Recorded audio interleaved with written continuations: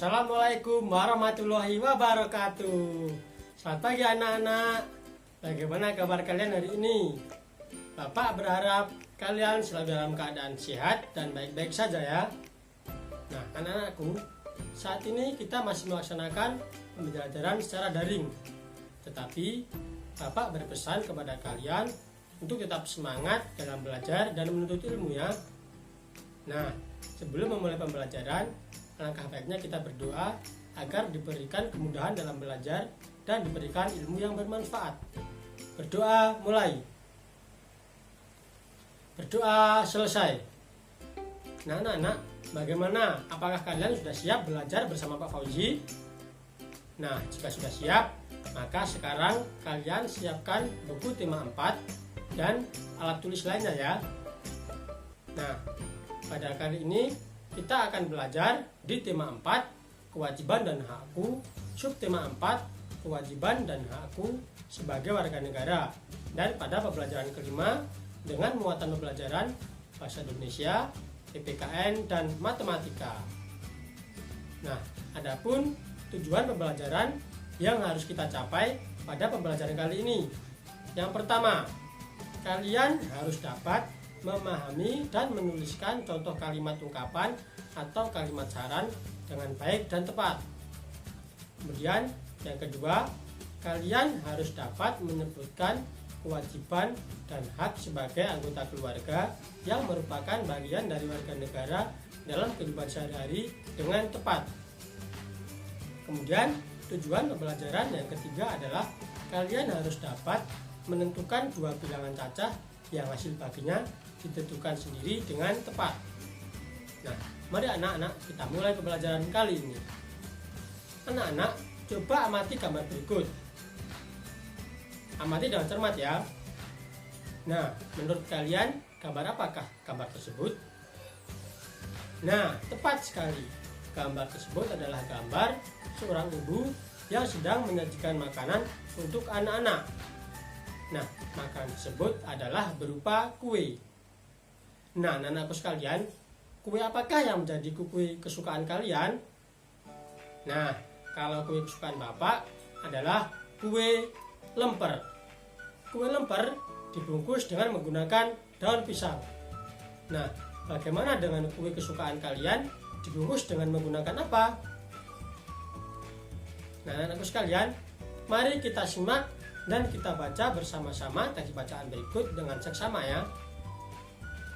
Perayaan Hari Besar Agama. Setiap orang wajib menjalankan ajaran agamanya. Udin dan kawan-kawannya selalu taat dalam menjalankan ajaran agamanya. Setiap sore, Udin mengaji di masjid. Hari itu ada hari perayaan Maulid Nabi. Ibu menyiapkan kue untuk dibawa Udin ke masjid. Edo dan Beni kebetulan sedang bermain di rumah Udin. Mereka membantu Udin dan ibunya menyiapkan kue. Merayakan Hari Besar Agama adalah hak setiap warga negara. Udin merayakan Maulid. Beni dan Edo merayakan Natal. Dayu merayakan Hari Nyepi. Lani merayakan Hari Waisak. Sedangkan Meli merayakan Hari Imlek. Nah, kita wajib menghormati perbedaan. Indonesia memiliki banyak perbedaan. Kita berbeda suku, agama, dan kebiasaan. Semua orang harus menghargai dan menghormati. Sikap saling menghargai dan menghormati membuat kita hidup rukun. Nah, anak-anak, coba amati kembali teks bacaan perayaan Hari Besar Agama pada buku tema kalian masing-masing. Sekarang coba temukan kalimat saran dan jelaskan maksudnya. Nah, di sini Bapak tekankan sekali lagi, kalimat saran adalah suatu anjuran. Nah, biasanya dalam kalimat saran menggunakan kata seharusnya dan kata sebaiknya. Nah, di sini Bapak sudah menemukan kalimat saran pada teks bacaan tersebut. Nah, kalimat sarannya ada pada teks yang berwarna merah ya, yaitu kalimatnya kita berbeda suku, agama, dan kebiasaan. Semua orang harus saling menghargai dan menghormati. Nah, tadi itu adalah kalimat sarannya. Nah, kemudian yang ditanyakan adalah maksud dari kalimat saran tersebut apa? Nah, maksud dari kalimat saran tersebut adalah semua orang harus saling menghargai dan menghormati perbedaan suku, agama, dan kebiasaan. Karena jika kita tidak mau menghargai dan menghormati, maka akan terjadi perselisihan dan perpecahan antar suku dan agama. Udin memiliki teman-teman yang berbeda agama. Udin rukun dengan mereka. Udin wajib menghargai agama teman-temannya. Nah, apa yang harus Udin lakukan agar dapat selalu hidup rukun? Nah, anak-anak, kita memiliki kewajiban dalam kehidupan beragama. Nah, apa saja sih kewajiban yang harus kita laksanakan? Kita simak bersama. Yang pertama, kita harus menghormati hak dan kewajiban antar umat beragama.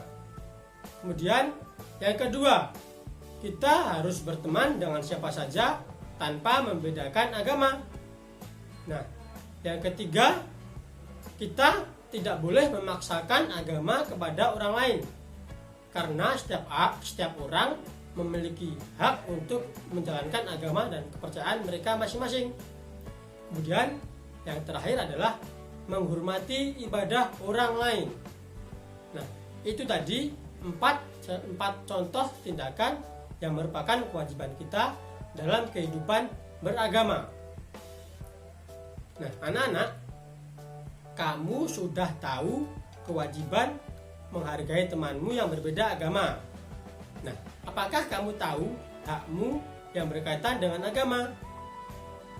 Nah, anak-anak, setelah menjalankan kewajiban, setiap orang pasti memiliki hak untuk didapatkan.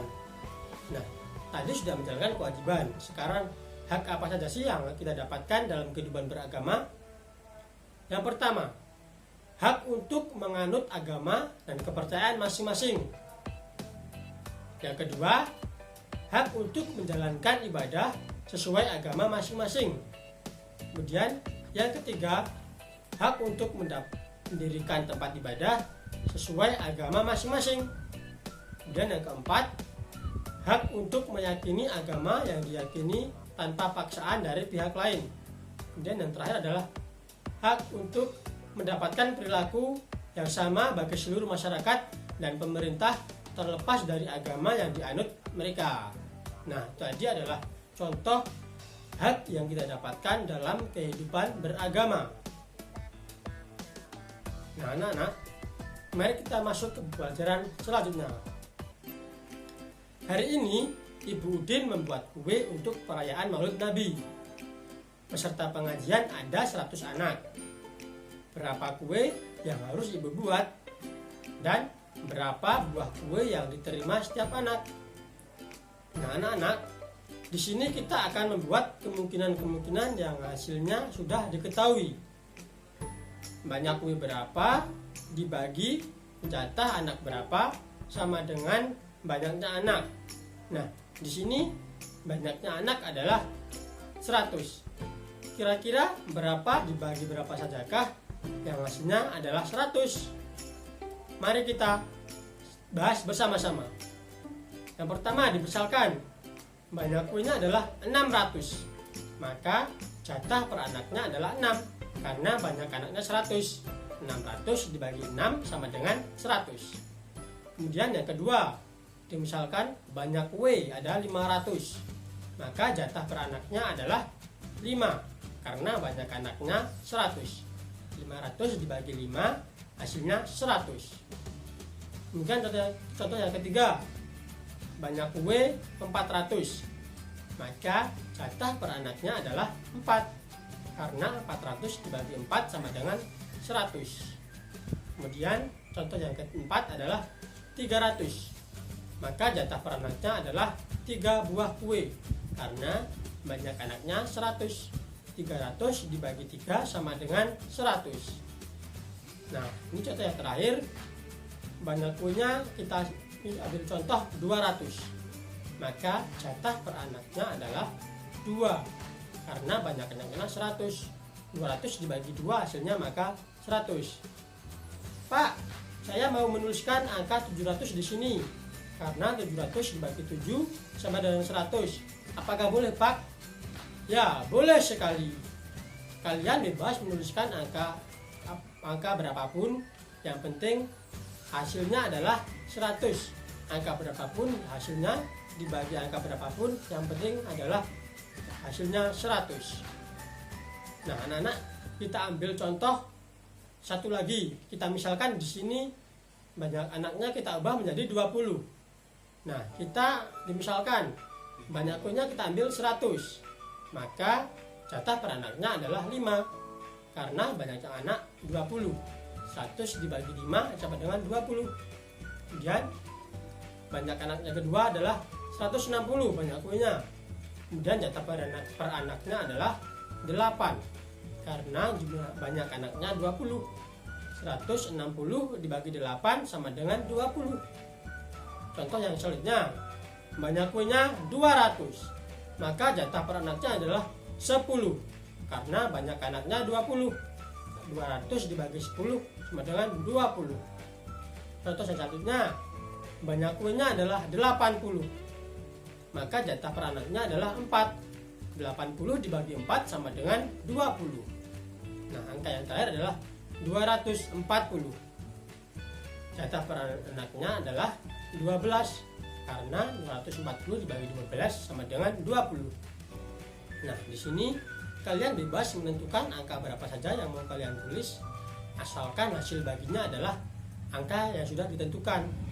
Tadi yang sudah ditentukan adalah 100 dan 20. Nanti di rumah kalian mengambil contoh yang lainnya. Kalian bisa mengambil contoh hasil baginya berapapun. Nanti hasil dan angka pembaginya terserah kalian menuliskan. Yang penting hasilnya adalah sudah ditentukan di awal. Nah, anak-anak, kita telah selesai melaksanakan pembelajaran pada hari ini. Mari kita simpulkan bersama-sama apa saja sih yang sudah kita pelajari. Kesimpulan yang pertama adalah kita sudah membahas menuliskan kalimat saran dan menjelaskan maksudnya. Kemudian kesimpulan yang kedua adalah kita telah mempelajari hak dan kewajiban yang berkaitan dengan kehidupan keberagaman antar umat beragama. Kemudian yang terakhir kita telah mempelajari menentukan 2 bilangan cacah yang hasil baginya ditentukan sendiri. Nah, anak-anak, itu tadi pembelajaran yang telah kita laksanakan. Semoga ilmu yang Bapak sampaikan dapat bermanfaat bagi kalian dan kalian dapat menerapkan dalam kehidupan sehari-hari ya. Nah, Bapak berpesan kalian di rumah harus tetap semangat belajar, jangan bermalas-malasan. Bapak juga berpesan kalian di rumah harus tetap menerapkan protokol kesehatan dengan cara memakai masker, rajin mencuci tangan, makan makanan bergizi, saling menjaga jarak, dan rajin berolahraga. Nah, sampai jumpa di pembelajaran selanjutnya. Semoga pandemi ini segera berakhir dan kita dapat segera melaksanakan pelajaran secara tatap muka. Sebelum mengakhiri pembelajaran, kita berdoa agar ilmu yang kita dapatkan dapat bermanfaat. Berdoa mulai. Berdoa selesai. Sekian dari Bapak. Wassalamualaikum warahmatullahi wabarakatuh. Dadah.